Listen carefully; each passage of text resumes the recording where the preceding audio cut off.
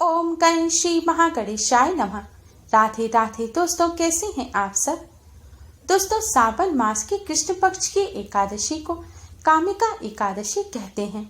कामिका एकादशी का व्रत करने से सभी कामनाएं पूर्ण होती हैं और सभी तीर्थों के बराबर पुण्य की प्राप्ति होती है।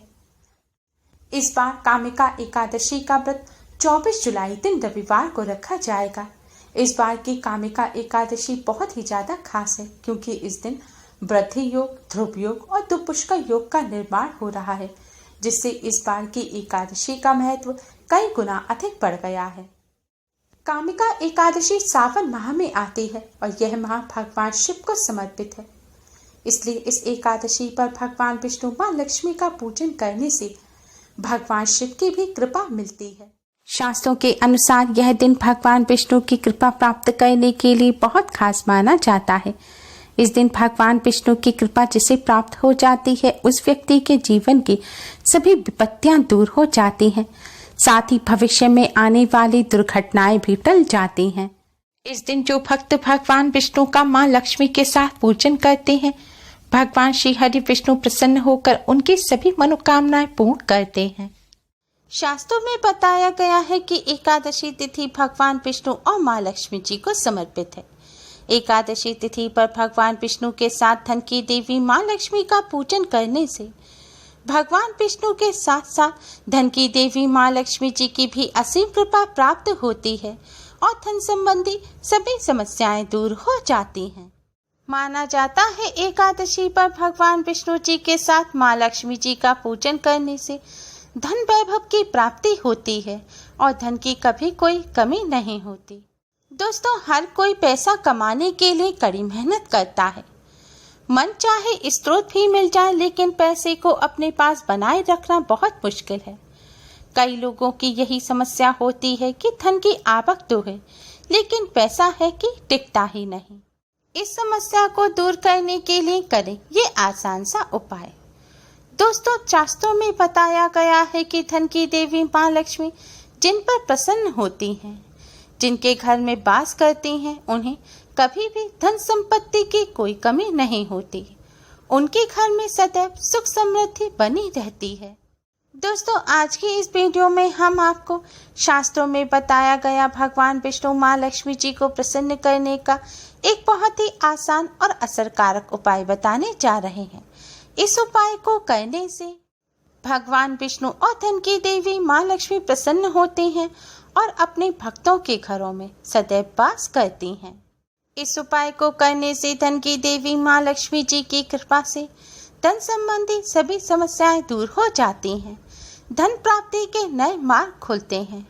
पैसा घर में टिकने लगता है और धन की हानि नहीं होती। तो आइए दोस्तों, जानते हैं क्या है यह उपाय।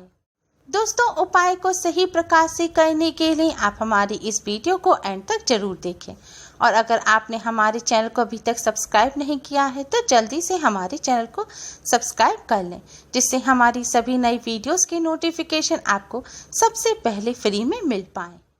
दोस्तों, यह उपाय आप एकादशी के दिन किसी भी समय कर सकते हैं, क्योंकि एकादशी का पूरा दिन और रात बहुत ही शुभ माना जाता है। उपाय करने के लिए स्नान करके स्वच्छ वस्त्र धारण करें। हो सके तो आज के दिन पीले रंग के वस्त्र पहनें। आज के दिन पीले रंग के वस्त्र पहनना बहुत ही शुभ माना जाता है। अब आप एक पात्र में शुद्ध जल लें। जल में थोड़ा सा गंगा जल मिला लें।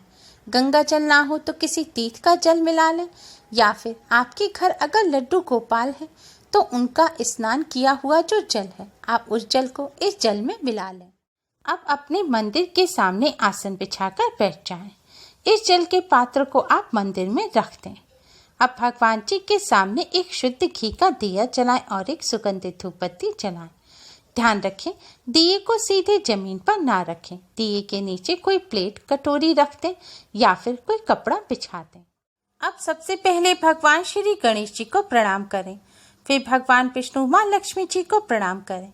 इसके बाद 2 अलग अलग पात्रों में आप फल और मिष्ठान रखें भगवान जी को भोग लगाने के लिए। फल मिष्ठान ना हो तो आप शक्कर या मिश्री भी रख सकते हैं, लेकिन ध्यान रखें आपको 2 अलग अलग प्लेट ही लेनी है।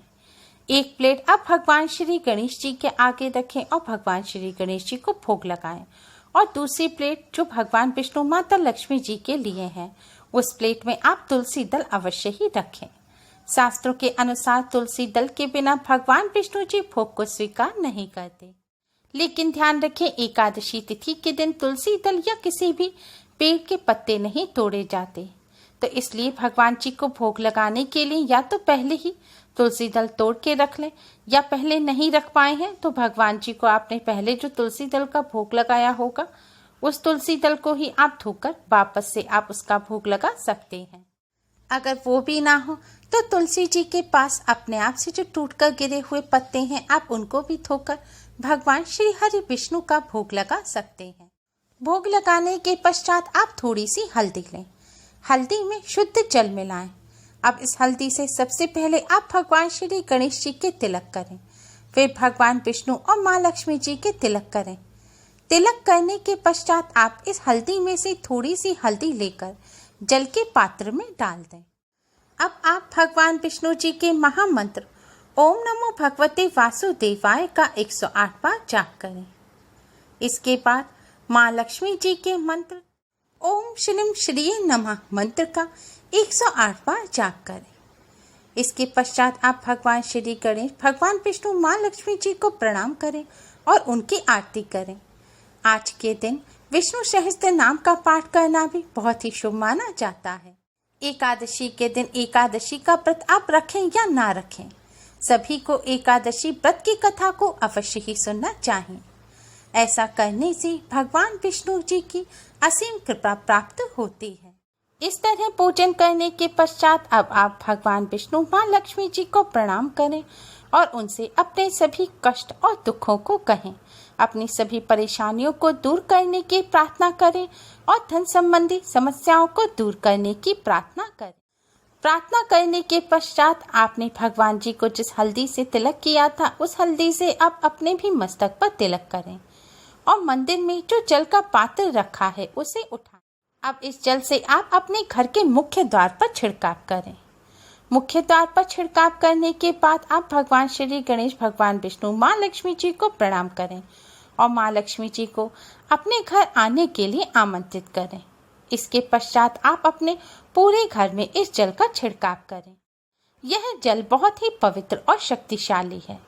इस जल का पूरे घर में छिड़काव करने से घर शुद्ध होता है और नकारात्मक ऊर्जा दूर हो जाती है।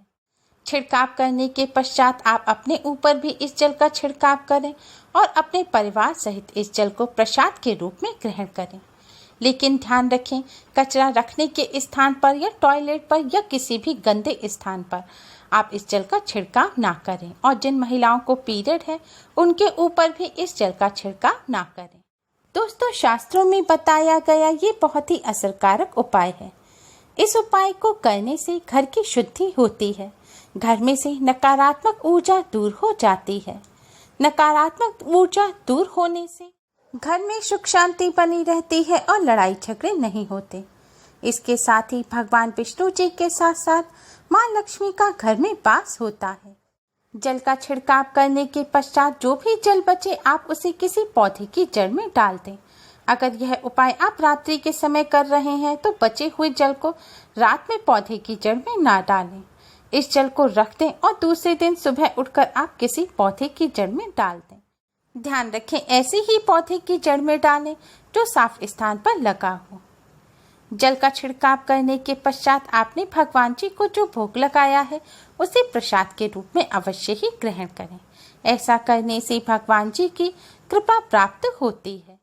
दोस्तों, इस उपाय को करने के साथ साथ आप एकादशी के दिन कुछ बातों का विशेष ध्यान रखें। एकादशी के दिन भूलकर भी चावल का किसी भी प्रकार से प्रयोग ना करें। भगवान जी के पूजन में भी चावल का प्रयोग ना करें और ना ही चावल का सेवन करें।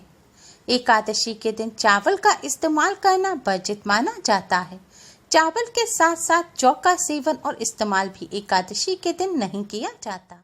इसके साथ ही एकादशी के दिन भगवान विष्णु जी के जो भक्त एकादशी का व्रत नहीं भी रख पाते, उन्हें इस दिन सात्विक भोजन ही ग्रहण करना चाहिए।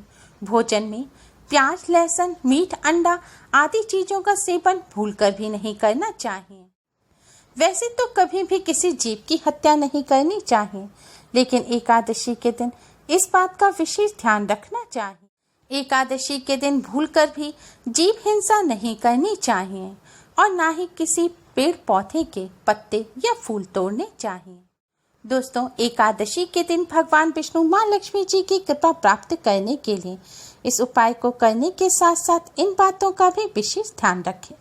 उम्मीद है आपको हमारी ये वीडियो पसंद आई होगी। प्लीज़ लाइक करें, हमारी इस वीडियो को अपने फ्रेंड्स और रिश्तेदारों में ज़्यादा से ज़्यादा शेयर करें, जिससे वह भी इसका लाभ उठा सकें। हमारी और भी वीडियोज़ के लिए हमारे चैनल को सब्सक्राइब करना ना भूलें। Thanks for watching. Radhe Radhe.